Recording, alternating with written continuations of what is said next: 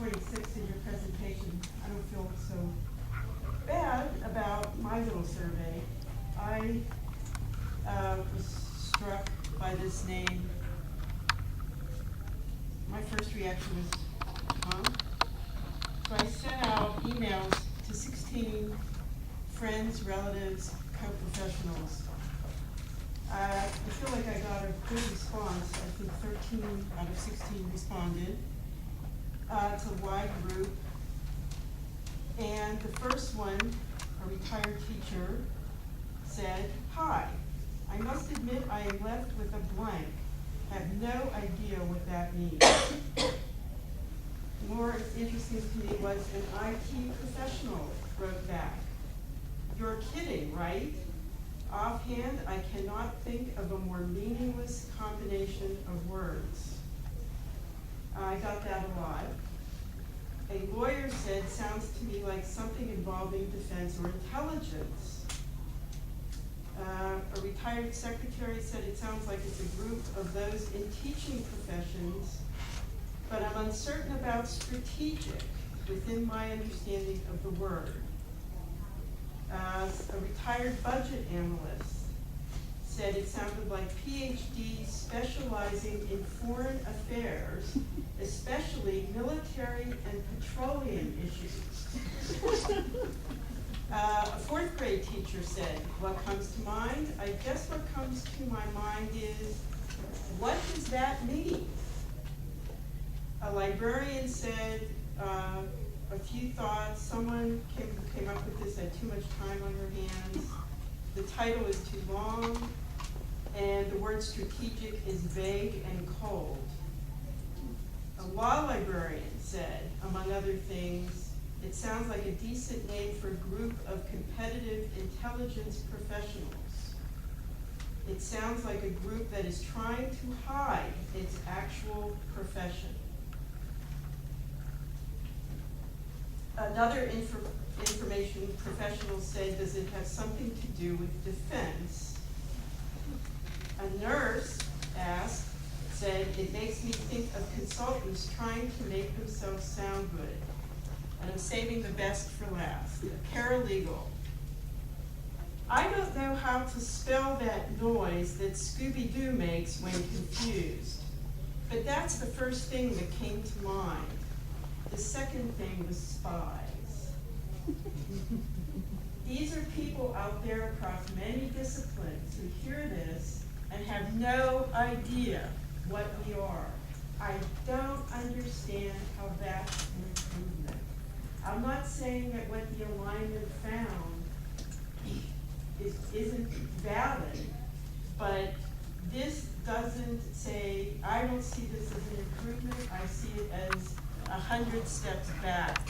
And I think that people with our intelligence and experience and contacts can do a lot better. I have a question. Would you base any business decision on a poll of 16 friends and family? I sure as heck wouldn't base it on a poll of 226 people. Well, the research that was done, the research that SLA did was, it was rigorous and it was testing the people that we work for, as well as other information professionals. Well, you may work for one of these people someday. But I'm just saying that there's a pretty big difference. And if I may say, A small- I have never been asked on a resume or a job interview off the bat, what organization do you belong to? They want to know what I do. Sure.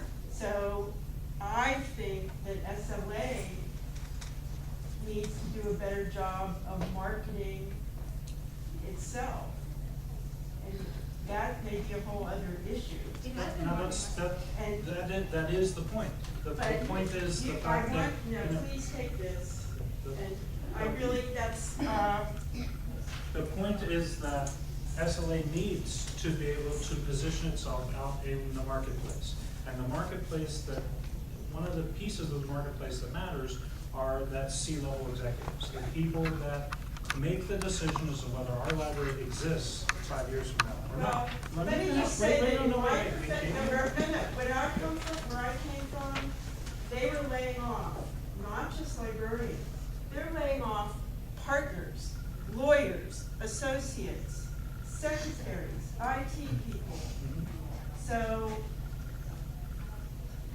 say that it's because our name is bad, we're being laid off. No, no. Oh, nobody thinks that. One thing I don't think was pointed out earlier was that if you're standing up to ask questions, we have a camera back there. So that, keep that in mind. And we're going to have a revision, if people want to ask questions on slips, if they want to be on camera. We did ask, but nobody wanted to write down a question. Okay. Would people also identify themselves? Yes, would you please, and tell us what your job title is, because we were collecting job titles in the back, on it. So your name is? Lois Steinberg, and I'm a reference librarian. Good. Okay. Now, a couple of points. One is we're talking about, first of all, we're talking about the alignment. And we wanted to focus on the alignment because in order for SLA to position itself in the marketplace, it needed to know what the marketplace looked like. It also needed to know where its members were coming from. And the findings are that we have a very diverse membership.